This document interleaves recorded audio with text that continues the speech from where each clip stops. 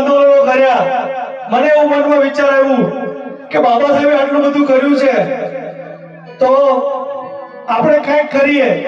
बाबा साहेब आगरानी जाहिर सभा में कीधुं कि मेरे पढ़े लिखे लोग ने मुझे धोखा दिया, तो आ धोखेबाज में नाम न आवे ने एटલું तो काम करવું છે। સારામાં ન આવે તો કાઈ નહીં, પણ ધોકેબાજ માં કે નામ ન આવે એટલું આપણે કામ કરવું સમાજ માટે।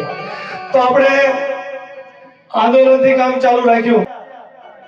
રાજકોટની એક જગ્યા પર બિગ ટ્રી નામની એક કન્સલ્ટન્સી માં હું જોબનું ઇન્ટરવ્યુ દેવા માટે ગયો।